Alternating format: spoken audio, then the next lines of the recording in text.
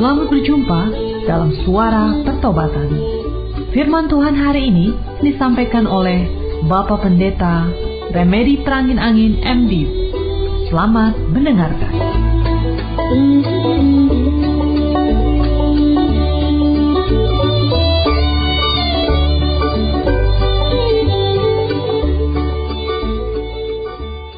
Tuhan Yesus, kami bersyukur hari ini dipersatukan kembali dalam persekutuan lewat udara. Kehadiran-Mu dalam Roh-Mu yang kudus membuat si iblis tidak berdaya sama sekali mengganggu konsentrasi kami, sehingga kami semua dapat menikmati firman-Mu yang kami amat perlukan dalam kehidupan kami sehari-hari. Keinginan untuk lebih dekat dan lebih dekat lagi dengan-Mu Tuhan Yesus adalah kerinduan kami semua. Hari ini kami rindu mendapatkan pencerahan tentang hubungan yang semakin erat dengan-Mu, ibarat sebuah cabang yang melekat pada pokok anggur, yaitu Yesus sendiri. Berbicaralah Tuhan, kami sudah siap mendengarkannya. Bagimulah kemuliaan sampai selamanya, dari kekal sampai kekal. Haleluya, haleluya, amin.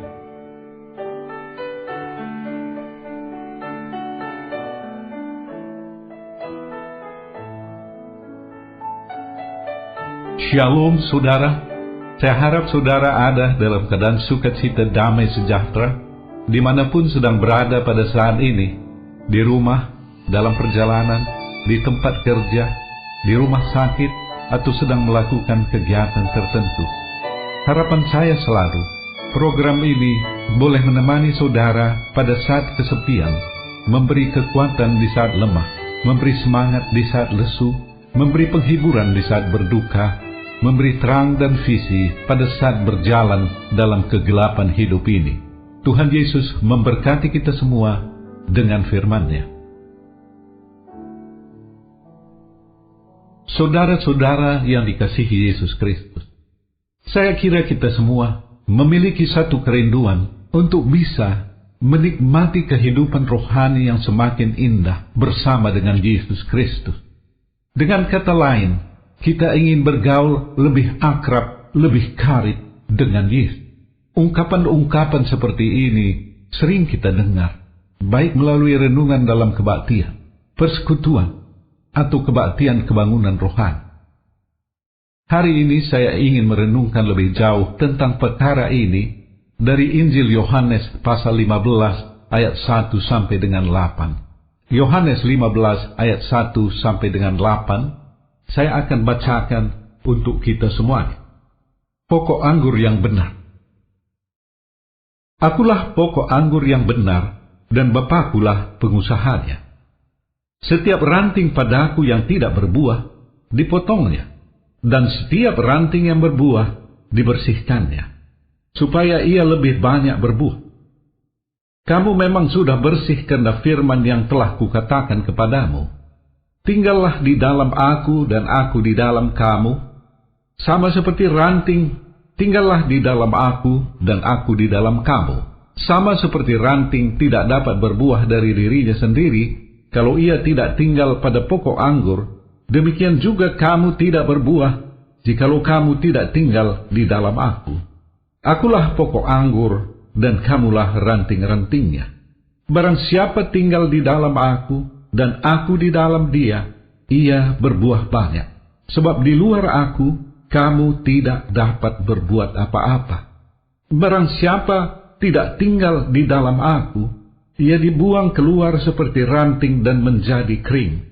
Kemudian dikumpulkan orang dan dicampakkan ke dalam api, lalu dibakar.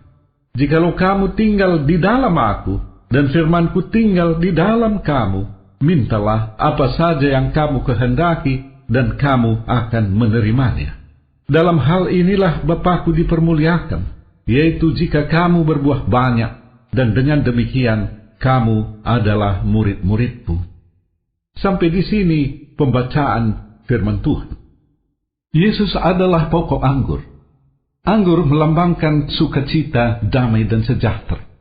Sukacita, damai, dan sejahtera hanya ada di dalam Yesus Kristus. Apabila kita ingin hidup dalam keadaan sukacita, damai, dan sejahtera, maka kita perlu menjadi bagian dari pokok anggur itu, Apabila Yesus adalah pohon anggur, maka kita adalah ranting-rantingnya, cabang-cabangnya. Apabila kita tidak melekat pada pokok anggur itu, maka kita akan mati. Mati di sini adalah dalam pengertian rohani. Setiap orang yang belum hidup di dalam Yesus Kristus adalah ibarat cabang mati. Setiap orang yang tidak melekat pada Yesus Kristus ibarat ranting-ranting yang tidak ada fungsinya sama sekali. Pada saatnya akan dikumpulkan dan dibakar akan lenyap. Tidak ada artinya, tidak ada makna. Kita barangkali adalah seorang yang kaya. Kita adalah orang yang berpangkat berkuasa. Kita adalah orang yang berpendidikan tinggi. Tetapi tanpa Yesus dalam hidupmu, engkau adalah ranting kering, tidak ada arti dan makna. Tidak ada sukacita, damai dan sejahtera. Apapun yang ditawarkan oleh dunia ini, emas, perak, intan, permata, kekuasaan berapa tinggi pun, tidak ada arti, tidak ada makna, tidak ada sukacita, damai dan sejahtera di dalamnya. Betapa menyedihkan. Dalam kehidupan keseharian tentu kita sama-sama bisa lihat. Orang-orang yang sudah memiliki kehidupan pribadi, kehidupan keluarga, yang punya harta banyak. Orang-orang yang intelek, tetapi kehidupan mereka dipenuhi oleh percekcokan dan pertengkaran. Ini membuktikan sukacita, damai, sejahtera hanya ada dalam Yesus Kristus. Hubungan kita dengan Yesus adalah ibarat hubungan antara ranting dengan pohon. Hubungan yang sangat erat. Apakah arti dari kehidupan yang erat dengan Yesus Kristus? Saya diberkati melalui kesaksian seorang hamba Tuhan, seorang pendeta yang bernama Richard Wurmbrand. Beliau adalah pendiri organisasi yang bernama The Voice of the Martyrs, Suara Para Martir. Organisasi ini berjuang bagi umat Kristiani yang hidup dalam penyiksaan. Mereka menerbitkan buletin bulanan. Saya dan mungkin ada saudara juga yang memperolehnya secara teratur. Buletin ini melaporkan penderitaan, aniaya, penyiksaan yang dialami oleh umat Kristiani pada masa kini. Richard melayani sebagai pendeta di Romania pada zaman sesudah Perang Dunia Kedua. Suatu Romania dikuasai oleh pemerintah komunis Uni Soviet, pekabaran Injil dilarang. Pendeta Richard mengambil satu posisi, tetap mengabarkan Injil walau secara gerakan di bawah tanah, secara rahasia. Ia kemudian bersama banyak orang Kristen ditangkap oleh pemerintah komunis dan dibuang ke Siberia. Di negeri yang dingin itu, ia ditempatkan dalam sel yang gelap 3 meter di bawah permukaan tanah. 14 tahun total lamanya Richard ada dalam penjara. Dalam penjara tidak ada kertas dan pulpen. Ia merasa ia tidak tahu lagi bagaimana menulis. Warna di sekitarnya, warna dinding-dinding kelabu. Ia tidak tahu lagi bagaimana warna biru langit, warna daun hijau di musim panas, warna oranye kuning di musim gugur. Hanya ada warna abu-abu. Selama 14 tahun, ia tidak pernah bertemu dengan seorang wanita atau seorang anak-anak. Yang ia temui adalah tawanan-tawanan yang mengerang kesakitan, yang berada dalam penyiksaan, dan penjaga-penjaga penjara yang bengis dan kejam. Apa yang mereka lakukan sepanjang hari? Richard dipaksa untuk tetap duduk, tidak bergerak kiri kanan, tidak boleh mengantuk, dan mendengarkan kata-kata seperti ini. Komunis adalah baik, komunis adalah baik. Kristen tidak ada lagi, Yesus Kristus tidak ada, seterusnya dan seterusnya. Saudara-saudara yang dikasihi Yesus Kristus, apa rahasianya Richard Wurmbrand bisa bertahan dalam situasi yang sangat mengerikan ini selama 14 tahun? Richard mengatakan, di dalam penjara tidak ada Alkitab untuk dibaca. Ia merenungkan firman Tuhan yang dihafalnya. Apa yang ia lakukan setiap hari adalah menyampaikan khotbah. Walau tidak ada yang mendengarkan dalam ruang selnya, ia percaya mengutip Ibrani 12 ayat 1. Karena kita mempunyai banyak saksi, bagaikan awan yang mengelilingi kita. Sesudah kita menanggalkan semua beban dan dosa yang begitu merintangi kita, dan berlomba dengan tekun dalam perlombaan yang diwajibkan bagi kita, Richard mengatakan, karena kita mempunyai banyak saksi, walau tidak ada orang yang tampak dengan mata, tetapi ia melihat ada banyak malaikat yang ada di dalam ruangan selnya mendengarkan renungannya. Firman Tuhan yang direnungkannya setiap hari menguatkan ia secara mental dan membuatnya bertahan secara fisik. Pada satu waktu, Richard sangat kesepian. Ia kemudian berdoa. Tuhan Yesus, katanya, engkau lihat keadaanku di sini, tidak ada teman bercakap-cakap. Dalam Alkitabku pelajari, katanya, bahwa engkau Tuhan berbicara dengan banyak orang. Bahkan engkau mau berbicara dengan seorang yang bernama Saulus, yang sebenarnya adalah penganiaya jemaatmu. Tuhan, apakah engkau bersedia berbicara kepadaku? Dan ajaib, Tuhan menjawabnya dalam keadaan yang luar biasa. Tuhan juga melakukan hal yang luar biasa. Ia merasakan kehadiran Yesus sangat real di hadapannya. Di luar perkiraannya, Yesus tidak menyampaikan kata-kata berkat seperti misalnya, Richard, aku memberimu kekuatan dalam masa-masa pencobaan ini, tenangkan dan kuatkanlah hatimu. Tidak kata-kata seperti ini.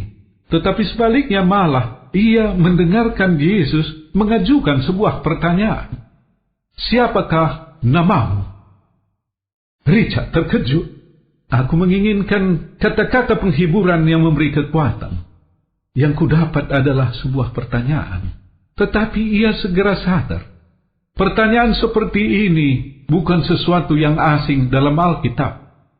Tuhan juga bertanya kepada Adam di Taman Eden. Adam, Adam, di manakah engkau? Tuhan bukannya tidak tahu di mana Adam sedang berada. Tetapi ia mengajukan pertanyaan itu supaya Adam berpikir. Dan Yesus adalah Tuhan. Ia pasti tahu siapa namaku, kata Richard. Tetapi kalau ia mengajukan pertanyaan, ia juga meminta aku untuk berpikir. Richard berkata, kalau kusebut namaku Richard, di dalam sejarah pekabaran Injil di Inggris, ada seorang hamba Tuhan yang bernama Richard, dihukum mati sebagai martir. Dan Richard mengaku, ia tidak siap untuk mati sebagai seorang martir. Richard berkata, apakah akan kusebutkan, aku adalah seorang Kristen, seorang pengikut Kristus. Tetapi ia juga takut untuk mengatakan hal ini, karena nanti Tuhan akan berkata, pengikut Kristus pada abad pertama, banyak yang mengalami penyiksaan, dibakar dengan ter, dimasukkan ke dalam kandang binatang buas. Dan ia tidak siap untuk diperlakukan seperti ini. Apakah aku akan mengatakan diriku sebagai seorang pendeta? Dan dia juga tidak punya kekuatan untuk mengatakannya. Karena sekarang ini tidak ada seorang pun jemaat yang digembalakannya. Akhirnya, apa yang dikatakan Richard? Tuhan Yesus katanya, aku tidak punya nama. Izinkanlah aku memakai namamu sebagai nama. Puji Tuhan. Richard merasa Yesus senang dengan jawaban. Ia mengingat Galatia 2 ayat 19 dan 20. Sebab aku telah mati oleh hukum Taurat untuk hukum Taurat, supaya aku hidup untuk Allah. Aku telah disalibkan dengan Kristus, namun aku hidup, tetapi bukan lagi aku sendiri yang hidup, melainkan Kristus yang hidup di dalam aku. Dan hidupku yang kuhidupi sekarang di dalam daging adalah hidup oleh iman dalam Anak Allah yang telah mengasihi aku dan menyerahkan dirinya untuk aku. Bukannya aku lagi, kata Richard, tetapi Yesus yang ada di dalam aku. Oleh karena itu namaku sekarang adalah Yesus. Luar biasa, saudara. Richard tidak mau menyebut selnya, yang walau berbau busuk dan gelap, sebagai neraka. Selku bukan neraka, kata Richard. Neraka tidak punya Yesus. Yesus tidak ada di dalam neraka. Itulah definisinya neraka. tempat tanpa ada Yesus di dalamnya. Di dalam sel ada Yesus. Aku merasakan kehadirannya, kata Richard. Jadi sel ini bukan neraka. Bagi Richard, Yesus adalah maha hadir, sangat real. Dalam bagian lain, Richard Wurmbrand mengatakan, penjaga yang bengis bisa menyiksa tubuhku, penjara bisa membatasi tubuhku, tetapi rohku bebas dan merdeka untuk memuji, menyembah Tuhan. Inilah yang tidak bisa dibunuh oleh kekuatan apapun yang ada di dunia ini. Yesus mengatakan dalam Matius 10 ayat 28, dan janganlah kamu takut kepada mereka yang dapat membunuh tubuh, tetapi yang tidak berkuasa membunuh jiwa. Takutlah terutama kepada Dia yang berkuasa membinasakan baik jiwa maupun tubuh di dalam neraka. Saudara-saudara yang dikasihi Yesus Kristus, mari kita kembali pada renungan kita, Yohanes pasal 15, saya masuk pada ayat yang ke-7. Jikalau kamu tinggal di dalam aku, dan firman-Ku tinggal di dalam kamu, mintalah apa saja yang kamu kehendaki, dan kamu akan menerimanya. Ayat ini sungguh luar biasa. Ibaratnya Tuhan memberikan sebuah cek yang sudah Ia tanda tangani, dan kita bebas mengisi nominal berapapun yang kita inginkan di sana. Mintalah apa saja. Apa saja berarti apa saja. Tentu saja hal apa saja ini di luar dari keselamatan yang sudah digaransi diberikan kepada kita yang sudah bertobat di dalam Yesus Kristus. Apa saja berarti apa saja yang kita butuhkan di dalam hidup kita, Tuhan menyediakan secara berlimpah. Ya, tentu kita harus hati-hati dalam menafsirkan firman Tuhan ini. Orang yang sudah bersatu dengan Kristus bisa meminta apa saja. Tetapi ada roh Kristus di dalam hati kita, sehingga waktu kita meminta apa saja itu, ada Roh Kudus yang berperan di dalam kehidupan kita.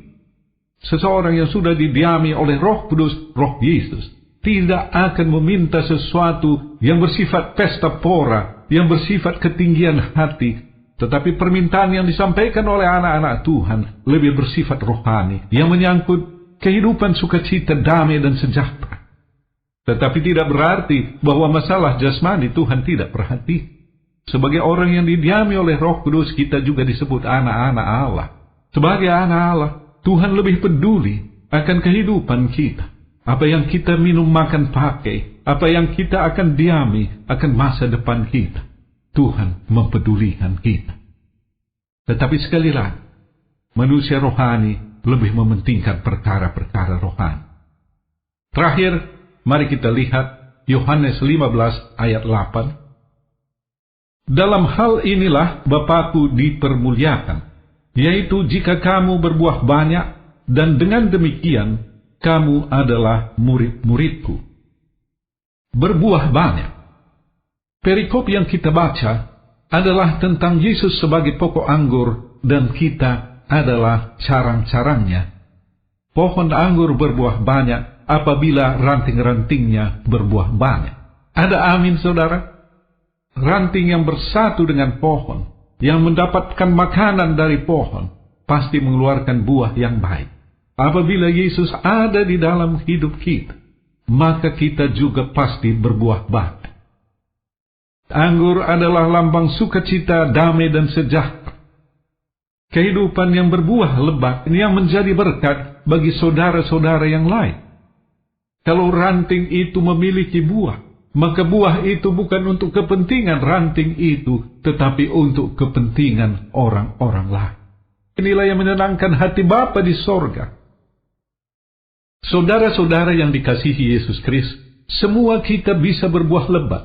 Semua kita bisa menjadi berkat bagi orang-orang lain. Tidak ada alasan untuk mengatakan, saya tidak mampu. Fanny Crosby adalah seorang buta. Saat Roh Kudus menjamah hatinya dan ia bertobat di dalam Yesus Kristus, Tuhan memakainya secara luar biasa. Bersaksi bagi Tuhan lewat kidung-kidung pujian yang digubah. Billy Graham adalah keluarga petani. Anak orang-orang biasa. ketika Roh Kudus menjamahnya dalam sebuah kebaktian kebangunan rohani. Ia menjadi Billy Graham yang baru, yang dipakai oleh Tuhan secara luar biasa dalam ladang penginjilan. Melalui pelayanannya, Roh Kudus menjamah banyak jiwa mendapatkan keselamatan di dalam Yesus Kristus. Adoniram Judson, seorang lulusan perguruan tinggi yang baik di Amerika Serikat. Pada waktu Roh Kudus menjamah hatinya, ia memutuskan menjadi pekabar Injil ke Burma. Roh Kudus menjamah orang-orang Burma melalui pelayanan Adoniram Judson. Orang buta bisa dipakai oleh Tuhan, anak petani bisa dipakai oleh Tuhan, seorang pemuda bisa dipakai oleh Tuhan, siapapun bisa dipakai oleh Tuhan, menjadi berkat bagi orang lain, membawa berita Injil keselamatan ke ujung-ujung bumi ini.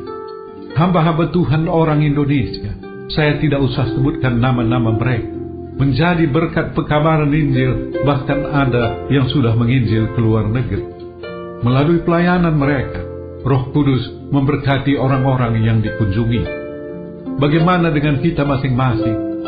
Semua kita punya potensi. Ada amin, saudara. Marilah kita berdoa agar hidup kita ini memiliki arti. Kita tidak hidup hanya mementingkan diri kita sendiri, keluarga kita. Pikirkan juga saudara-saudara yang lain. Masih banyak di sekeliling kita jiwa-jiwa yang sedang berjalan menuju neraka. Adalah tugas kita untuk mengabarkan kabar baik, berita keselamatan dari Yesus Kristus. Tuhan Yesus memberkati kita semua dan keluarga berlimpah-limpah.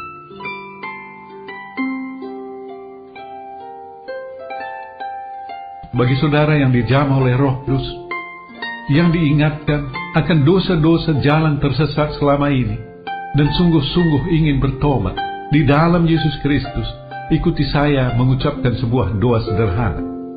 Tuhan Yesus, kusadari dosa-dosaku, jalan tersesat selama ini. Ampuni aku, pimpin hidupku dalam perjalanan ke depan ini. Haleluya, haleluya, amin. Bagi saudara yang sakit, tolong tumpangkan tangan pada bagian tubuh yang sakit, atau pusatkan hati dan pikiran pada penyakit itu, apapun bentuk dan manifestasinya. Saya akan berdoa. Tuhan Yesus, seturut dengan firman-Mu, pada waktu Injil diberitakan, di sana ada kuasa dan mujizat, termasuk penyembuhan. Sembuhkanlah saudara-saudara yang sakit, yang sedang mendengarkan siaran ini. Haleluya, haleluya, amin. Bagi saudara yang punya akar pahit luka jiwa, tidak bisa mengampuni seseorang atau beberapa orang dalam hidup saudara, saya akan berdoa bagi saudara. Tuhan Yesus, tolong saudara-saudara yang punya akar pahit luka jiwa. Cabutkan akar pahit dalam hati mereka, sehingga Roh Kudus menguasai hati mereka, dipenuhi sukacita, damai, dan sejahtera. Akhirnya, saya berdoa bagi semua pendengar siaran ini, dimanapun berada. Berkati secara pribadi dan rumah tangga, berkati usaha, pekerjaan, studi, dan pelayanan. Terpujilah nama-Mu dari kekal sampai kekal. Haleluya, haleluya, amin.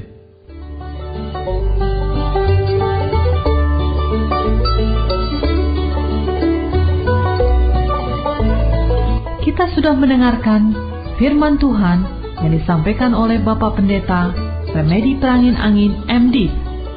Pendengar dapat mengirimkan pokok-pokok doa kepada Suara Pertobatan, alamat email suarapertobatan@gmail.com, suarapertobatan@gmail.com, SMS atau telepon di pesawat 021 7005 8400, 021 7005 8400. Sampai jumpa pekan depan pada hari dan jam yang sama. Tuhan Yesus memberkati.